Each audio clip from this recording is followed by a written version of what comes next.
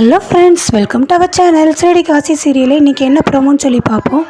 முத்து மீனாவும் சேரில் உட்காந்துருக்காங்க. ஆனாலும் மீனா வந்து என்னங்க காலில் ரொம்ப வலிக்குதா அப்படின்னு சொல்லி கேட்டுகிட்டே இருக்காங்க. இல்லை மீனா, அதெல்லாம் ஓகே, பரவாயில்ல தான் அப்படிங்கிறாங்க. இந்த ஃபங்க்ஷன் எப்போ தான் முடியும்? சரி, இவ்வளோ நேரம் இழுத்தடிச்சிட்டே இருக்காங்க. ஒரு பொண்ணுக்குனாலே ஒரு நாள் ஆக்கிடுவாங்க, இதில் 2 பொண்ணுங்களுக்கு வேறு ஃபங்க்ஷனு. எப்போ தான் முடியும்னு. அதில் உங்களுக்கு என்னங்க பிரச்சனை? எப்போ முடிஞ்சு உங்களுக்கு என்ன? 2 பேர் கிளம்பி வர வேண்டாமா? வந்துடுவாங்கங்க, சீக்கிரம் முடிஞ்சிரும் அப்படிங்கிறாங்க. ஆமாம், இந்த தாலி கட்டுறதெல்லாம் முதலே உன் கல்யாணத்தன்னைக்கே உன் தங்கத்தில் தாலி கட்ட வேண்டியதானே.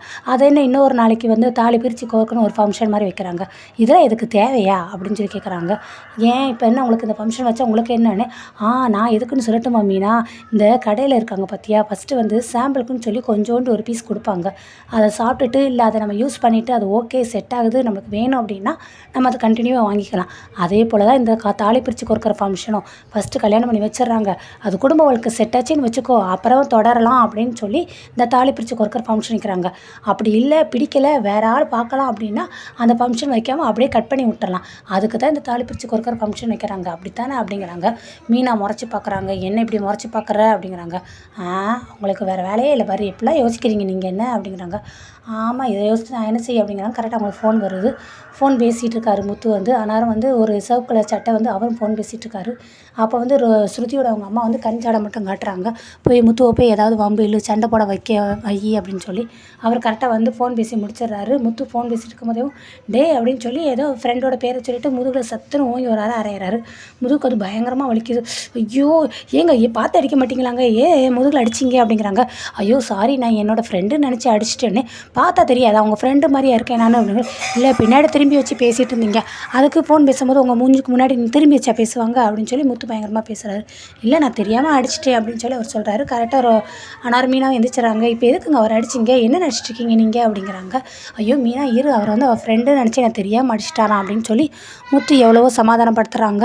இல்லை, நீங்கள் வேணுக்குனே அடித்த மாதிரி இருக்குது, எதுக்கு இங்கே இப்போ என் வீட்டுக்காரங்க அடிச்சிக்கினே இப்போ என்ன நினைக்கிற மாவளே, இப்போ என்ன கோவம் வருதா உனக்கு, சண்டை போடணுமா? நான் தான் தெரியாமல் அடிச்சிட்டேன்னு சொல்கிறேன். இல்லைன்னு என்ன நீங்கள் தெரியாமல் அடிச்சதுக்கு சாரி சொல்லாமல் இப்படி என்னன்னா தேவையில்லாமல் விதண்டவாதம் பண்ணுறீங்களே நீங்கள் அப்படின்னு சொல்லி அவங்க சொல்கிறாங்க. மீனா வந்துட்டு இப்போ என்ன எங்கள் கூட சண்டை போட போகிறீங்களா, கோவம் வருதா உனக்கு, இப்போ அதுக்கு என்ன செய்யணுங்கிற, நீ என்னமோ பெருசாக இது மாதிரி ஓவராக பேசுகிற, நீ நான் தான் தெரியாமல் அடிச்சின்னு சொல்கிறேன்ல அப்படின்னு சொல்லி அந்த சிவப்பு சட்டைக்காரர் பேசுகிறாரு. பாருங்களேன் எப்படிதான் கோவமாக பேசுகிறாருன்னு தானே. ஐயோ அண்ணே, நீங்கள் தெரியாமல் தான் அடிச்சிங்க, சரி நீங்கள் கிளம்புங்க, இனிமேலாவது யார் என்ன ஏதுன்னு பார்த்துட்டேன் நீங்கள், சரிங்களா, கிளம்புங்க அப்படின்னு சொல்லி அவரை போக சொல்லிடுறாங்க. மீனா வந்து பயங்கர கோவம் ஆகிறாங்க. ஆனால் முத்து தான் கொஞ்சம் அப்படியே சாந்தமாக சுரூபமாக உட்கார் மீனா, உட்கார் அமைதியாயிருன்னு.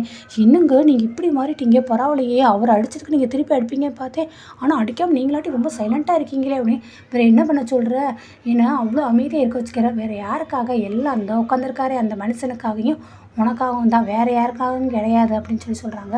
இந்த பாம்பு இருக்குல்ல, பாம்பு அப்படின்னு முத்து சொல்கிறாரு. ஐயோ பாம்பா எங்கே அப்படின்னு சொல்லி மீனா பதறாங்க. மீனா, பாம்பு இருக்குல்ல, பாம்பு கடிக்காதுன்னு தெரிஞ்சு கண்டவெல்லாம் கல்லை விட்டு இருக்குவான், அந்த மாதிரி நிலமை தான் இப்போ எனக்கு இருக்குது, சரியா அப்படிங்கிறாங்க. பின்னாடி முதுகை தடவிட்டே இருக்காரு கழுத்துக்கிட்டக்க. ஆனால் மீன் அதை பார்த்துட்டு அவங்களும் தடவி விட்டுட்டு என்னங்க ரொம்ப வலிக்குதா, அவர் ரொம்ப அடிச்சிட்டார் அந்த ஆள் அப்படிங்கிறாங்க. அப்படி ஓங்கி அடிக்கிறவளுக்கு அந்த ஆள் ஒன்றும் பெரிய பயன்வான்லாம் கிடையாது, அந்த ஆளுக்கு நல்ல நேரம், என் நேரம் கெட்ட நேரம் இருக்குது, என்ன பண்ண சொல்கிற அப்படிங்கிறாங்க. இந்த ஃபங்க்ஷன் நல்லபடியாக நடக்கணும்ல, அதுக்காகையாவது நான் என் வாயை மூடிட்டு அமைதியாக கோவப்படாமல் பொறுமையாக இருக்கிறேன் நான் அப்படின்னு சொல்லி முத்து சொல்கிறாங்க. பரவாயில்லையே, உங்களுக்கும் ஸ்ருதி மேலேயும் ரோகிணி மேலேயும் அக்கறைலாம் இருக்குது அப்படிங்கிறாங்க. ஆமாம், அக்கறை இருக்குது, அவருக்கெல்லாம் அவங்களுக்காகலாம் ஒன்றும் கிடையாது, அந்த அக்கறைலாம் எங்கள் அப்பாவுக்காக மட்டும்தான் அப்படின்னு சொல்லி சொல்கிறாங்க.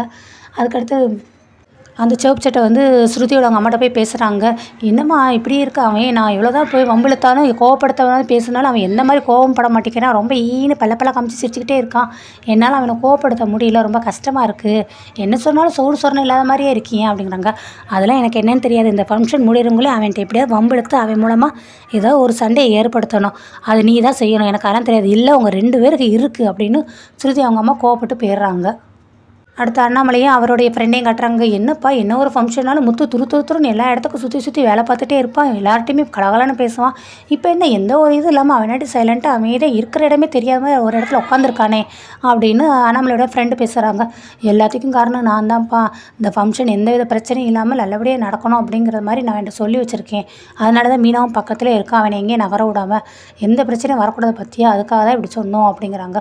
ஓ அப்படியா அப்படிங்கிறாரு அவர் ஃப்ரெண்டு. அந்த சமயம் பார்த்து விஜயோட ஃப்ரெண்டு பார்வதி வராங்க. "என்னம்மா மீனா இங்கேருந்து உட்காந்துருக்க?" அப்படிங்கிறாங்க. "வேறு என்ன ஆண்டி நான் செய்யணும்?" அப்படிங்கிறாங்க. "என்னம்மா ஏதோ 3ஆவது மனுஷனோட ஃபங்க்ஷனுக்கு வந்த மாதிரி இருக்குது. இது நம்ம வீட்டு ஃபங்க்ஷன்மா, நீ தானம்மா எல்லா வேலையும் பார்க்கணும்." அப்படிங்கிறாங்க. "இல்லை ஆண்டி, இதுவே நம்ம எடுத்து பார்த்துருந்தா நான் எல்லா வேலையும் இழுத்து சொருவிட்டு கடகடன்னு எல்லா வேலையும் பார்த்துருப்பேன். இப்போ அவங்க ஃபங்க்ஷன் எடுத்து நடத்துகிறாங்களா, அவங்களுடைய பழக்கவழக்கம் என்ன, எது எப்படி பண்ணுவாங்கங்கிறது மாதிரி எனக்கு தெரியல." அப்படிங்கிறாங்க. "அதுவும் நீ சொல்கிறது சரிதான்" அப்படின்னு பார்வதி சொல்கிறாங்க. "சரி, விஜய் உன்னை தேடிட்டு இருந்தா, ஏதோ ஒரு வேலை இருக்கான், அதுக்காக உன்னை தேடிட்டு இருந்தானே." "அப்படியா, சரி ஆண்டி, நான் போய் பார்க்குறேன்." அப்படிங்கிறாங்க. "ஏங்க நீங்கள் இங்கே உட்காந்துருங்க, அத்தை கூப்பிட்ருக்காங்க, நான் போய் என்னென்னு பார்க்குறேன்னு." "ஐயோ மீனா மீனா மீனா மீனா ப்ளீஸ் மீனா, என்னை விட்டு எங்கேயும் போகாத மீனா." அப்படிங்கிறாங்க. "ஏங்க இப்படி பண்ணுறீங்கன்னு?"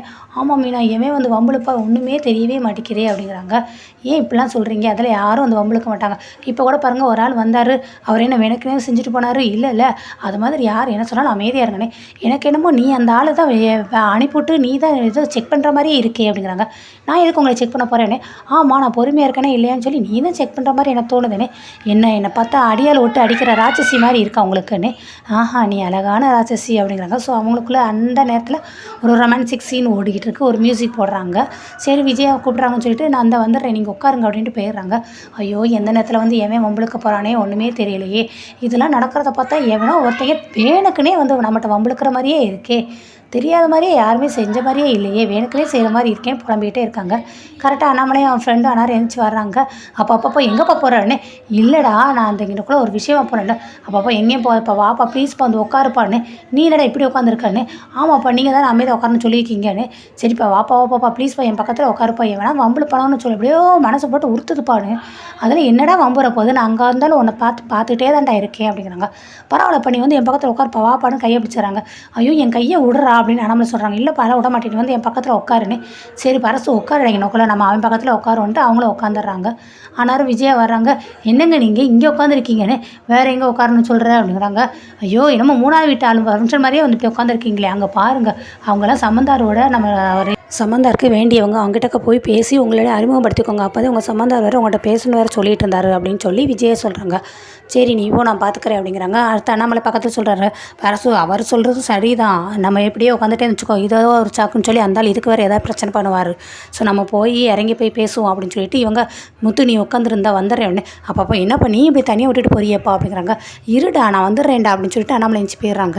ஆனாலும் முத்து வந்துட்டு, "ஐயோ, அப்போ வந்து தனியாக விட்டுட்டு போயிட்டாங்களா?" அப்படிங்கிறாங்க. அந்த ப்ளூ அடுத்து வந்து யார் அப்படின்னா, ரோகிணி ஒரு ஆளை ரெடி பண்ணி வச்சுருக்காங்களா, முத்து வந்து தண்ணி அடிக்க வச்சு அது மூலமாக இப்போ ஏதாவது பிரச்சனை பண்ணணும்னு சொல்லி அந்த ஆள் ப்ளூ சட்டை போட்டவர். அந்த ப்ளூ சட்டை போட்டு அந்த ஆள் வராரு.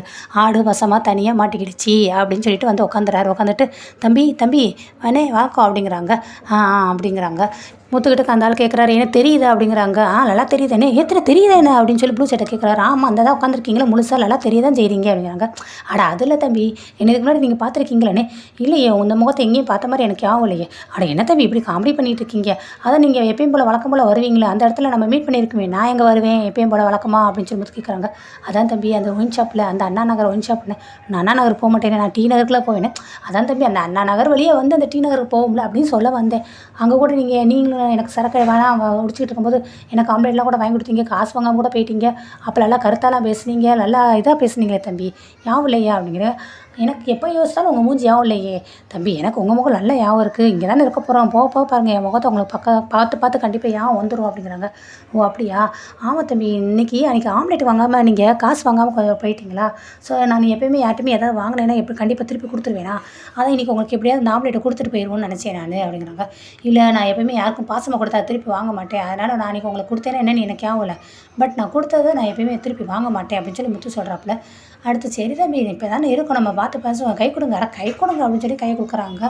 நெக்ஸ்ட்டு அண்ணாமலை பரசு இந்த 2 பேருமே போய் ஸ்ருதியோட அவங்க மாமனார் அவங்க அப்பாவுக்கு முன்னாடி சம்மந்தாருக்கு முன்னாடி எதிர்த்தாப்புல நிற்கிறாங்க. ஆனால் அந்த கணக்கிடவே இல்லை. அதனால் பரசு சொல்கிறாங்க. "என்னப்பா உன் வீட்டுக்காரம்மா என்னன்னா அந்த சம்மந்தி வந்து உங்களோட பேசணும் கூப்பிட்டாருன்னு சொன்னிச்சு, நீ என்னமோ இங்கே வந்து நின்று அந்த ஆள் கண்டுக்கிடாத மாதிரி இருக்காருன்னு." "அட ஆமாப்பா, அவன் வந்து துமிர் பிடிச்ச வந்தார், இருந்தாலும் அவருக்கு என் கூட பேசணும்னு நினப்பு, ஆனால் அவராக வந்து பேச மாட்டார், நம்ம இப்படி வந்து காத்திருக்கணும், காத்திருந்தால் தான் அவர் வந்து நம்மளை இப்போ என்ன ஏதுன்னு திரும்பி பார்ப்பார், இல்லாட்டினா அவ்வளோ திமிராக தான் இருப்பாருன்னு." "ஏன்ப்பா உன் மேலே எதுவும் கோவமானே?" கோவம்லாம் இல்லைப்பா. அவர் பெரிய ஹை கிளாஸ் ஃபேமிலியில் நான் வந்து சாதாரண இன்ஜின் டிரைவராக இருந்தேன் வேணால. என் வீட்டிலேருந்து சம்மந்தார் பண்ணியிருக்கோன்னு சொல்லி அந்த ஒரு ஈகோ ஒரு வருத்தம் எனக்கு அப்படிங்கிறாங்க. சரி அவருக்கு ஏத்தாப்புல உள்ளவர் நம்ம இதில் ஆஃபீஸராக வேலை பார்த்துறது தானே. அட ஆமாப்பா அவர் தான் அப்படின்னு அண்ணாமலை சொல்கிறாங்க. கரெக்டாக அந்த ஆஃபீஸரும் பார்த்துட்டு என்ன அண்ணாமலை எப்படி இருக்கீங்கண்ணே? வணக்கம் சார் நல்லா இருக்கேன் சார். பரவாயில்லையே என்னெல்லாம் ஞாபகம் வச்சுருக்கீங்களேண்ணே. உங்களை எப்படி சார் மறக்க முடியும்? அதெல்லாம் ஞாபகம் இருக்குது அப்படிங்கிறாங்க. நான் பார்த்த எம்ப்ளாயிலே ரொம்ப சின்சியராக வேலை செய்கிற எம்ப்ளாயி நீங்கள் தானே அப்படிங்கிறாங்க. அதுக்கடுத்து அவங்க அப்பாவும் இருக்காங்க. பரவாயில்ல நீங்கள் வாசுதேவன் இவருக்கு தானே நீங்கள் இவரோட பையனுக்கு தானே உங்கள் பொண்ணு கொடுத்துருக்கீங்க. பரவாயில்ல காசு பணம் பார்க்காம ஒரு நல்ல இடத்துல தான் உங்கள் பொண்ணை கட்டி கொடுத்துருக்கீங்க அப்படிங்கிறாங்க. என்னத்த சொல்கிறது சார், நாம் நினைக்கிறது எதாவது நடக்குமா? எல்லாம் ஒவ்வொன்றும் ஒவ்வொரு இடத்துல நடக்குது சார் அப்படின்னு வாசுதேவன் சொல்லிக்கிட்டு இருக்கும்போது சொல்கிறாங்க. ஏதோ ஒன்று கோபுரத்தில் போய் உட்காருமா, அதுக்கு வந்து அதிர்ஷ்டமா, அதுவால தான் என் மகளோட கல்யாணம் நடந்துச்சு அப்படிங்கிறாங்க. என்ன சொல்கிறீங்க நீங்கள் அப்படின்னு அந்த ஆள் கேட்கும். அதெல்லாம் ஒன்றும் இல்லை சார், அப்படி வாங்க நீங்கள் போகலாம் அப்படின்ட்டு வாசுதேவன் அவரை கூட்டிகிட்டு போயிடுறாரு. இதெல்லாம் கேட்ட அண்ணாமலையும் அவருடைய ஃப்ரெண்டு பரசுவும் பாத்தி அண்ணாமலை அவனுக்கு எவ்வளோ திமிர் இருந்தால் நான் இப்படி நக்கலை அவன் பேசிட்டு போகிறானே. ஆமாப்பா அவன் திருந்தவே மாட்டான், அவனுக்கு இன்னும் அப்படியே தான் அதே திமிர் அதே ஈகோ இருக்குது. என்னமோ நான் குப்பை மாதிரியும் அவன் கோபுரம் மாதிரியும் நம்ம போய் அவன்கிட்ட போய் ஒட்டிக்கிட்டோம் அப்படிங்கிற மாதிரி பேசுகிற மாதிரி. நல்ல வேலை இவன் கேட்டது எல்லாத்தையும் இவன் பேசுனது எல்லாத்தையுமே முத்து கேட்கல. கேட்டிருந்தான்னு வச்சுக்கோ அவன் ரொம்ப கோவப்படுவான். அதில் ஏதாவது பிரச்சனை வந்திருக்கும். எந்த பிரச்சனையும் வரக்கூடாதுன்னு சொல்லி தான் நானும் அமைதியாக போகிறேன்ட்டா. எந்த பிரச்சனையும் வரக்கூடாதுன்னு பக்குன்னு இருக்குடா. சரி வா நம்ம அமைதியாகவே இருப்போம் அப்படின்னு சொல்லி அவர் போயிடுறாரு அண்ணாமலை. அடுத்து விஜயாவும் பார்வதியும் கட்டுறாங்க. இந்த நிலாவில் போய் கால் வச்சாரே ஒரு ஆள், அவர் கூட நிலாவுக்கெலாம் போயிட்டு திரும்பி வந்திருப்பார் போலுக்கு. அவ்வளோ இதாக ஆகிப்போச்சு. ஆனால் இந்த ரோகிணியோட அவங்க அப்பா தான் வராருங்கிறாங்க. இன்னும் வந்த படம் காணோன்னே. ஆமாம் மலேசியாவிலேருந்து நேரம் வந்திருக்கும் தானே. நான்லாம் மலேசியா போனதே கிடையாது. போயிருந்தால் எவ்வளோ நேரம் ஆகும்னு நம்மளுக்கு தெரியும். அது எங்கே இருக்கோ என்ன இருக்கோ அது கூட தெரியாது. ஆனால் நம்ம ஊருக்கு அவர் நேரம் வந்திருக்கணுமே அப்படிங்கிறாங்க. ஆமாம் என்னத்தை வந்துருவாருன்னு பார்க்குறோம். இந்த இவளுக்கு வேறு தாலி பேச போக ஃபங்க்ஷனாவது பார்த்துருவாருன்னு சொல்லி பார்த்தா இன்னும் ஆளை காணுமே அவரை அப்படின்னு சொல்லி இவங்க பேசிகிட்டே இருக்கும்போது ஸ்ரீயோட அவங்க அம்மா வராங்க. சம்மந்தார் அம்மா எங்கே, அதாவது ரவியோட அம்மாவை எங்கே, யாழையை காணும் அப்படிங்கிறாங்க. எங்கே இந்த தானே இருக்காளே அப்படின்னு சொல்லி அண்ணாமலை காட்டுறாங்க. சரி அண்ணாமலை ஒரு இடத்துல உட்காந்துறாரு. அதுக்கடுத்து விஜயா வந்து பேசுகிறாங்க. என்ன சம்மந்தி என்ன சம்மந்தி இவ்வளோ லேட் பண்ணிகிட்டே இருக்கீங்க? ரோகிணி போய் உட்கார வைங்க, டைம் ஆகிட்டே இருக்குது பாருங்க அப்படிங்கிறாங்க. இந்த ரெடி ஆகிட்டா சம்மந்தி இது என்ன கல்யாணமா இன்னும் ரெடி ஆகிட்டே இருக்கிறதுக்கு? போது சம்மந்தி போய் உட்கார வைங்க, அவளுக்கு முடிச்சாதான் அதுக்கடுத்து ஏன் மூலம் சொல்லிக்கு முடிக்க முடியும். நாங்கள் எந்த பிரச்சனையும் வரக்கு முன்னாடி நம்ம ஃபங்க்ஷனை வந்து முடிச்சிருவோம் அப்படிங்கிறாங்க. பிரச்சனை எதுக்கு சம்மந்தி வரப்போதுன்னு. இல்லை பிரச்சனை வரல, ரொம்ப நேரம் ஆச்சு, எந்த பிரச்சனையும் வரக்கூடாதே, அதனால் அதுக்கு முன்னாடி முடிச்சிருவோமே அப்படின்னு சொல்லி நான் நினைக்கிறேன் அப்படின்னு சொல்லிவிட அம்மா அப்படியே சமாளிக்கிறாங்க. இந்த உட்காந்துற சம்மந்தி அப்படிங்கிறாங்க. அடுத்து அண்ணாமலை கிட்ட போய் போக்குறாங்க. எங்க ஒரு நிமிஷம் இங்கே வாங்கலை அப்படிங்கிறாங்க. என்ன எதுக்கு கூப்பிடுற அப்படின்னு அண்ணாமலை கேட்குறாரு. ஆனால் விஜய் வந்துட்டு இல்லைங்க ஃபங்க்ஷனுக்கு வந்து நேரமாகிட்டே இருக்குது, ரோஹிணி அவங்க அப்பா வந்து இன்னும் வந்துக்கிட்டே தான் இருக்காருன்னு. இதை தான் நீங்கள் நேற்றுலேருந்து வராருன்னு சொல்லிகிட்டே இருக்கீங்கன்னு. அதாங்க அவர் இன்னும் வந்த மாதிரி தெரியல, அதனால் ரோஹிணிக்கு வைக்கிறத விட ஸ்ருதிக்கு வச்சிருமா ஃபங்க்ஷனை அப்படிங்கிறாங்க. அது எதுக்கு நீ அப்படி சொல்கிற? ரோஹிணி தான் மூத்த மருமக ஸ்ருதியை விட, அப்போ அவளுக்கு தான் அந்த ஃபங்க்ஷன் வச்சு முடிக்கணும் அப்படிங்கிறாங்க. சரிதாங்க நீங்கள் சொல்கிறது. அவர் வந்து அவங்க அப்பா வந்து கல்யாணத்தை தான் பார்க்கல, அட்லீஸ்ட் இந்த ஃபங்க்ஷனே பார்த்துருவாரு, அதனால் அவருக்காக வெயிட் பண்ணுவேன்னு சொல்லி நினச்சிக்கிட்டு இருக்கேன் அப்படிங்கிறாங்க. இவங்க பேசிட்டு இருக்கும்போது மனோஜ் வந்துடுறாங்க. என்னம்மா நீங்கள் இப்படி சொல்கிறீங்க? எப்படி தான் இருந்தாலுமே ஸ்ருதியை விட ரோஹிணி தானே மூத்த மருமக, அவளுக்கு தானே ஃபஸ்ட்டு ப்ரிஃபரன்ஸு, என் ஒய்ஃபை வந்து ரெண்டாவது பண்ணணும்னு சொல்கிறீங்கன்னு. நீ சொல்கிறது கரெக்டு தாண்டா, அவளுக்கு தாண்டா ஃபஸ்ட்டு ரேட்ஸ் எல்லாம் இருக்குது, பட் அவங்க அப்பா இன்னும் வரலடா.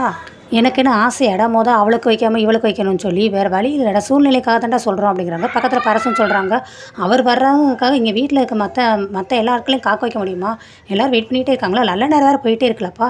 ஸோ ஏதாவது ஒரு பொண்ணுக்கு ஆரம்பிக்க வேண்டியதானே அப்படின்னு பரசும் சொல்கிறாரு. உடனே அண்ணாமலைன்ட்டு கேட்டியா, நல்ல நேரம் வேறு ஓடிக்கிட்டே இருக்குது, அதனால் வேறு வழி இல்லை, ஸ்ருதிக்கு ஆரம்பிப்போம் அப்படின்னு அண்ணாமலை சொல்கிறாங்க. என்னப்பா இருந்தாலும் ரோஹிணி தானப்பா சீனியர், அவள் தானப்பா சீனியர் அப்படிங்கிறாங்க. ஏன்ப்பா இதானே காலேஜா, ஜூனியர் சீனியர்னு சொல்லி பார்த்துட்டு இருக்கிறதுக்கு நல்ல நேரம் முடியவங்களும் யாருக்கா ஒரு ஆள் ஆரம்பிக்க வேண்டியதானப்பா அப்படின்னு பரசு சொல்கிறாங்க. அண்ணாமலை வந்துட்டு கேட்டியா, நல்ல நேரம் முடிய போகுது, அதனால் போய் ஸ்ருதியை கூட கூட்டிகிட்டு வா, நேரம் ஆயிடுச்சு அப்படின்னு சொல்லி விஜயிட்ட சொல்கிறாங்க. சரிங்க நான் போய் அவங்க அம்மாட்ட போய் எல்லா வார்த்தையும் சொல்கிறேன்னு. என்னம்மா கொஞ்சம் வெயிட் பண்ணலாம்லம்மா அப்படின்னு மனோ சொல்கிறாங்க. அதை தான்டா நானும் சொல்கிறேன், ஸ்ருதி வந்து ஆரம்பிக்கட்டும், ரோஹிணிக்காகவும் அவங்க அப்பாவுக்காகவும் நம்ம எவ்வளோ நேரம் வேணாலும் வெயிட் பண்ணுவோம், அவங்க அப்பா வரட்டும் அப்படின்னு சொல்லி முடிக்கிறாங்க.